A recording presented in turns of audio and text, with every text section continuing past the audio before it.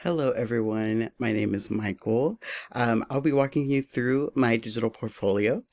So as you can see here, this is my homepage. You can read a little bit about me, and then you'll see the ISTE standards for educators. But we'll start going through some of the recent assignments for this class. And so we'll start with the collaborative digital storytelling. So I did this assignment with my fellow group members at the beginning of the course, and so it was definitely a great project to do. So exciting to always work with you all as my fellow peers, to be able to share ideas and kind of share concepts, and also just to get to work together. Being an online program, it's a little bit hard to communicate with each other just on a normal basis, and so doing these group projects are so helpful. But we had a great time creating this project, and we were proud of our outcome. And so you're able to click on this video and see it in full. But if you're interested in doing that, I'll be happy to share my website, or you can also go through the discussion boards and do that as well. But next we have a multimedia tool tutorial, and so I chose to do Canva just because I love Canva. Canva has always been so useful for me. Been there from my schooling, my professional career, and even my personal life. I've used Canva in many different formats, and so I always encourage people to try out Canva if they've never tried it before. Just give it a go, see what you can do, see what you can create, and just have fun with it. But you'll see here, you can click on the video and watch the tutorial, or go through back in the discussions and see that as well. And so we'll click on more here, and you'll see kind of my other projects and papers here. But the next thing we're going to go through is the Principles of Design graphic organizer. So for this one, I kind of wanted to do it geared towards a younger audience. And so if you see, I used fruit for kind of my examples. And so you can go through here and see the different principles of design and kind of the ways that they can be presented.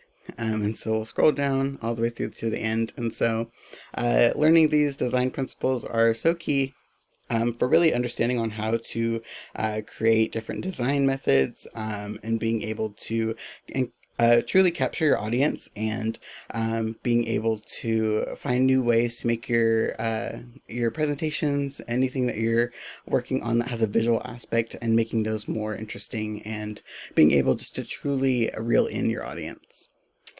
And so next, we'll do my multimedia research summary and analysis. So here I have attached my paper. Once it loads, you can be able to read that and kind of go through that and see. But basically, I focused on an article that discusses the cognitive theory of multimedia learning, not only because it expands on the current narrative of why multimedia learning is beneficial for students, but it also takes a deeper dive into the way that the students will process that information. You know, after viewing the multimedia lesson, what happens to it in the brain? You know, like, what are the processes? What does it go through?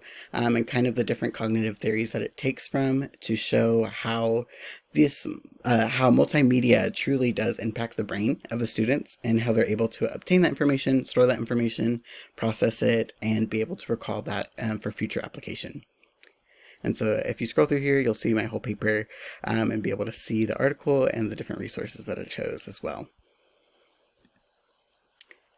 So next, we have the student-centered learning, or the DDDE model.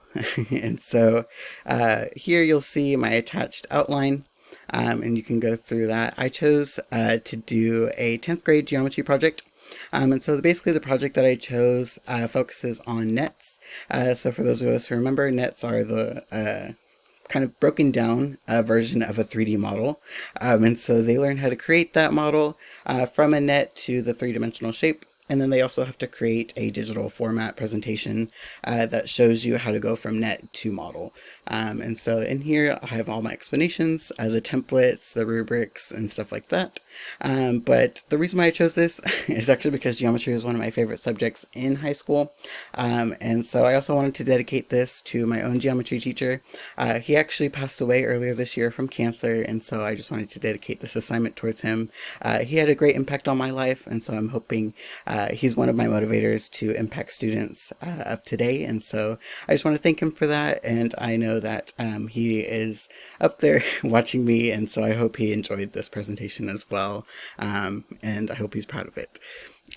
But lastly, I believe that is the last thing that I have on my portfolio, at least from this class. I do have all of these other projects that I've done for other classes as well. And so if you're interested in viewing those, I'll be happy to send you my website. But other than that, thank you so much for listening to my digital portfolio.